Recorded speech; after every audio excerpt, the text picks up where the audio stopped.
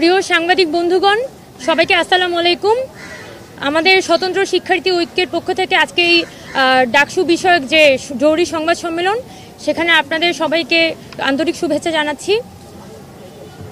গত তফসিল ঘোষণার পর থেকেই আমরা যখন প্যানেল নিয়ে নানান ধরনের চেষ্টা করে আসছিলাম একটি প্যানেল গঠনের, তখন হলগুলোতে আমরা যখন সার্ভে করতে যাই, ছাত্রদের সাথে কথা বলতে চাই, তখন কিছু বিষয় নিয়ে আমরা দেখতে পাই যে আমাদের শিক্ষার্থীরা উদ্বেগ প্রকাশ করছে।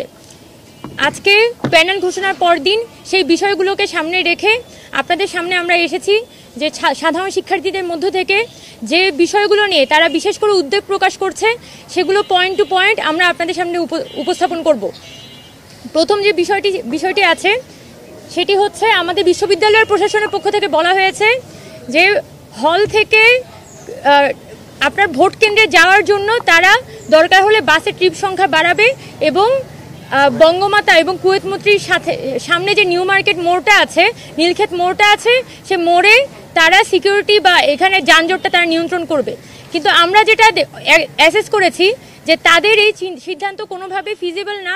মঙ্গলবার হওয়া সত্ত্বেও এই 9 সেপ্টেম্বর আমরা দেখি যে নানানভাবে কিন্তু ওই নিউ মার্কেট এবং নীলক্ষেত মোড়ে সবসময় জ্যাম লেগে থাকে। সেক্ষেত্রে আমরা স্পেসিফিক্যালি বলতে চাই যে বঙ্গমাতা হল এবং বাংলাদেশ কুয়েত মৈত্রী হল, এই দুটি হলের ভোট কেন্দ্র ঢাকা বিশ্ববিদ্যালয়ের ক্লাব থেকে স্থানান্তরিত করে সমাজ কল্যাণ ইনস্টিটিউটে নেওয়া হোক। ফলাফল হিসেবে এখানে সাধারণ যে শিক্ষার্থীরা এই দুটি হলে অবস্থান করে, সেই ছাত্রীদের ভোটিং টার্নআউটটা বাড়বে, একই সাথে ওই ইনস্টিটিউশনেরও ভোটার টার্নআউটটা বাড়বে। আরেকটা বিষয়, যেটা কবি সুফিয়া কামাল হলের ভোট কেন্দ্রটা এতদিন পর্যন্ত টিএসসিতে ছিল, সেই জায়গায় সেটি পরিবর্তন করে জিওলজি ডিপার্টমেন্ট, কার্জন হলে যে জিওলজি ডিপার্টমেন্ট সেখানে নেওয়া হয়েছে। সেটার জন্য আমরা প্রশাসনকে আন্তরিক সাধুবাদ জানাই। তবে শুধুমাত্র কবি সুফিয়া কামাল হলের দিকে তাকালেই হবে না, এখানে অন্য আরেকটি হল যেটি শামসুন্নাহার হল, সেই শামসুন্নাহার হলে ভোট কেন্দ্র চেঞ্জ করে ইউনিভার্সিটি ল্যাবরেটরি স্কুল সেখানে নেওয়া হয়েছে। এবং আমরা মনে করি যে হল থেকে যদি ভোট কেন্দ্রের দূরত্ব বেশি হয়, তাহলে ছাত্রীদের মধ্যে ভোট কেন্দ্রে যাওয়ার প্রবণতাটা অনেকখানি কমে যায়। তাই আমরা আশা করি যে শামসুন্নাহার হলের পাশে যে পরমাণু শক্তি কমিশনের ভবনটি আছে, সেখানে যাতে শামসুন্নাহার হলে ভোট কেন্দ্রটি স্থানান্তর করা হয়। এবং সেটার জন্য কর্তৃপক্ষের সাথে পরমাণু শক্তি কমিশনের যে ধরনের আলাপচারিতা প্রয়োজন, যে ধরনের ডিলিংসে যাওয়ার প্রয়োজন, আমরা আশা করব যে প্রশাসন এই ডাকসু নির্বাচনের স্বার্থে, শিক্ষার্থীদের স্বার্থে এই শামসুন্নাহার হলে ভোট কেন্দ্রটি পরমাণু শক্তি কমিশনে স্থানান্তরিত করবে। আরেকটি, একইভাবে ছাত্রী হলে যেমন এই ধরনের সংকট আছে, আমাদের ছাত্রদের হলের মধ্যেও কিন্তু একই ধরনের ভোট কেন্দ্র থেকে হলের দূরত্ব সংক্রান্ত সংকটই রয়ে গেছে। যেমন আমাদের হলপাড়ার যে 4টি হল, সূর্য সেন, জিয়া হল, মুজিব হল এবং জসিমউদ্দিন হল, সেই 4টি হলের ভোট কেন্দ্র দেয়া হয়েছে উদয়ন স্কুলে। সেই জায়গা থেকে আমরা বলতে চাই যে এই 4টি হলের যে ভোট কেন্দ্র, সেটি হয় এটা ঢাকা বিশ্ববিদ্যালয় ক্লাব অথবা এটি এফবিএস এ স্থানান্তরিত করা হোক। এবং আমাদের পক্ষ থেকে আমরা প্রেফারেন্স দিব যে এই হলপাড়ার যে 4টি হল আছে, সেখানে কিন্তু অনেক বেশি স্টুডেন্ট বসবাস করে, সেই জায়গা থেকে তাদের যাতায়াতের সুবিধার্থে এখানে এফবিএসই সবথেকে বেশি শিক্ষার্থীদের ধারণ করতে পারবে।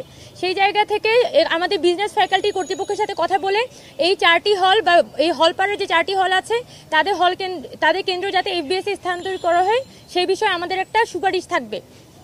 আরেকটা বিষয় যেটা আমরা গত 2019 সালেও প্রত্যক্ষ করেছিলাম, সেটা হচ্ছে আমাদের বিশ্ববিদ্যালয়ে যে নির্বাচন কমিশনটি থাকে ডাকসুর সময়, তাদের পক্ষ থেকে বিভিন্ন তথ্যাদি তারা পরিষ্কার করে উপস্থাপন করে না।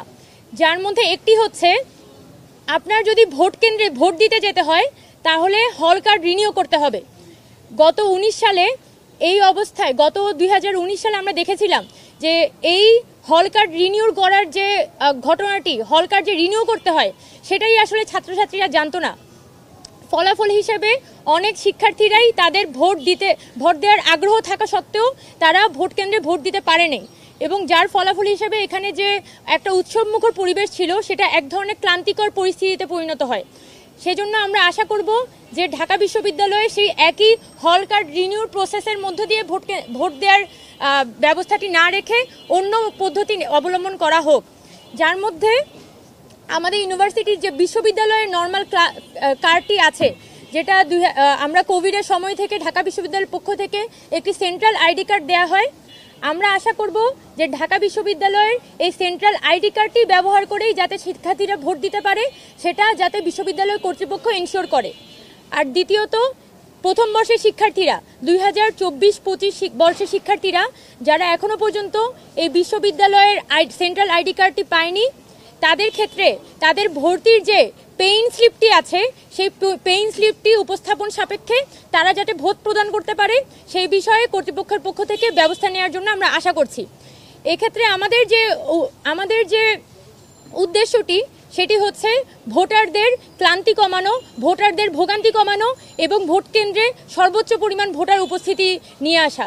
সেক্ষেত্রে আমরা আশা করব যে কর্তৃপক্ষ এই বিষয়গুলোর দিকে বিশেষভাবে দৃষ্টি দিবে।